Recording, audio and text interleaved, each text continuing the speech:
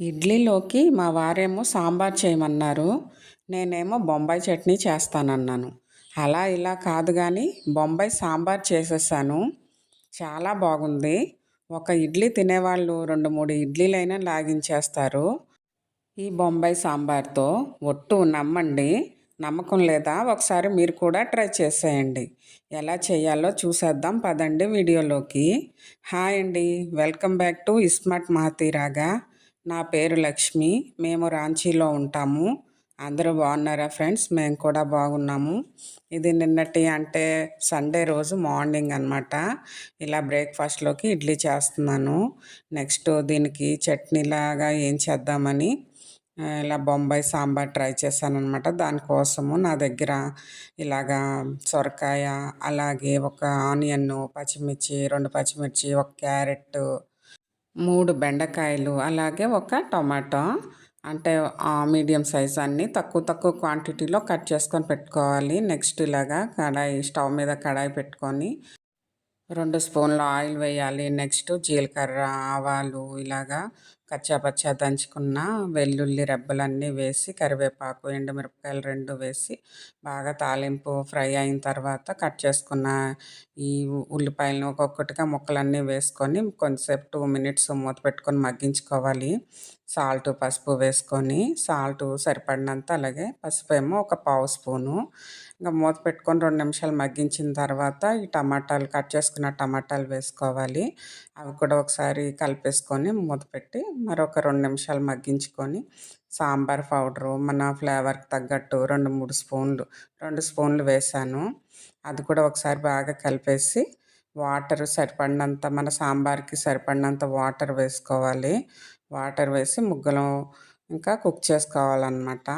మూత పెట్టుకొని ఒక 5 మినిట్స్ మూత తీసుకొని ఒకసారి కలుపుకోవాలి. ముక్క ఉడికిందా లేదా చూసుకొని చింతపండు రసం, మన పులుపుకి తగ్గ చింతపండు రసం వేసుకొని ఒకసారి కలుపుకోవాలి. ఉప్పు అన్నీ సరిగ్గా సరిపోయినా లేదో చూసుకొని ఇంకా సరిపోకపోతే వేసుకోవాలి. ఇలాగా శనగపిండిని 2, 3 స్పూన్లు తీసుకొని దాంట్లో వాటర్ అది వేసి మంచిగా లంప్స్ అవి లేకుండా బాగా కలుపుకొని ఈ మరుగుతున్న ఈ సాంబార్లో వేసుకోవాలి. ఇలా చూడండి ఎంత బాగుంటుందో. ఒకసారి మీరు కూడా ట్రై చేయండి. ఈజీగా కూడా అయిపోతుంది. ఇంకా శనగపిండి వేసిన తర్వాత బాగా కలుపుకోవాలి. మరో 2 నిమిషాలు బాగా కలుపుకుంటూ కుక్ చేసుకోవాలి. శనగపిండి వలన దగ్గర పడుతూ ఉంటుంది. మనకు ఏ కన్సిస్టెన్సీలో కావాలో చూసుకొని ఇంకా లాస్ట్లో కొత్తిమీర కట్ చేసుకొని వేసుకోవాలి. అంతేనండి, ఎంతో టేస్టీ అయిన సింపుల్ అండ్ ఈజీగా అయిపోయే బొంబాయి సాంబారు రెడీ అవుతుంది. ఇంకా సర్వ్ చేసుకోవడమే. అలాగే ఇప్పటివరకు నా ఛానల్ సబ్స్క్రైబ్ చేసుకోకపోతే ప్లీజ్ సబ్స్క్రైబ్ చేసుకోండి. వీడియోకి లైక్ ఇవ్వండి, కామెంట్ చేయండి, ఇంకా మీ ఫ్రెండ్స్ ఎవరికైనా షేర్ చేయండి ఈ వీడియోని. ఇంకా బొంబాయి సాంబార్ రెడీ అయిపోయింది కదా. ఇంకా ఆల్రెడీ ఇడ్లీ కూడా కుక్ అయిపోయింది. మా వారికి ఇక్కడ ఇలాగ నైట్ షిఫ్ట్లని, బి షిఫ్ట్లని, ఏ షిఫ్ట్లని అలా ఉంటాయన్నమాట. ఈరోజు నైట్ షిఫ్ట్, అంటే నైట్ డ్యూటీ చేసి వచ్చి పడుకుంటారనమాట. తను లెగిసేటప్పటికి మళ్ళీ 10 o'clock అలా లెగుస్తారు. అప్పుడు టిఫిన్ చేస్తారు. ఈలోగా నేను మా పాప తినేసామన్నమాట ఫస్ట్. ఇంకా తను లెగిసిన తర్వాత తనకి పెడతాము. ఏ మాటకి ఆ మాట బొంబాయి సాంబార్ అయితే అదిరిపోయింది. చాలా బాగుంది. ఎప్పుడు బొంబాయి చట్నీయే కాదు, ఇలాగా కాస్త వెజిటేబుల్స్ అవి వేసుకొని ఇలా సాంబార్లా చేసుకున్నాం అనుకోండి, సాంబార్ టేస్ట్లా ఉంటుంది. చాలా బాగుంటుంది. టేస్ట్ అయితే అదిరిపోయింది. ఒకసారి మీరు కూడా ట్రై చేయండి.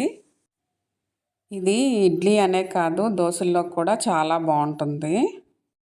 మరిన్ని న్యూ రెసిపీస్ కోసం నా ఛానల్ని సబ్స్క్రైబ్ చేసుకోండి. హాయ్ అండి, ఇప్పుడే ఇడ్లీను బొంబాయి సాంబార్ చేశాను. నేను మా పాప తినేస్తాము. మా వారేమో పడుకున్నారు, నైట్ డ్యూటీ నుంచి వచ్చారు కదా. కొంతసేపు ఉన్నాక లెగుస్తారు, అప్పుడు పెడతానమాట. ఓకే అండి, బాయ్. ఇంకా మా పాపకు పెట్టేసి నేను కూడా టిఫిన్ చేసేస్తున్నాను. మేము ఇంత హంగామా చేస్తుంటే మా వారు కూడా ఇంకా లెగిసిపోయి తను కూడా టిఫిన్ చేసేసారు. అలాగే మార్కెట్కి వెళ్ళి చేపలు రొయ్యలు తీసుకొచ్చారు, పచ్చి రొయ్యలు. అవేంటంటే ఇక్కడ ఒలవరు, ఇంకా మనమే ఒలుచుకోవాలి. ఇంటికి వచ్చిన తర్వాత పెద్ద పని అయిపోయింది. ఆ చేపలు కడిగేసి ఇంకా ఆ రొయ్యలు అంతా ఒలుచుకునేటప్పటికి టైం చాలా అయిపోయింది. ఇంక ఇలా సింపుల్గా రొయ్యల పులావ్ చేసేసాను, పెరుగు రైతా. ఇదేనండి మా సండే స్పెషల్స్. ఇంత సింపుల్గా గడిచిపోయిందనమాట మా ఈ సండే. ఓకే అండి, థ్యాంక్ యూ ఫర్ వాచింగ్.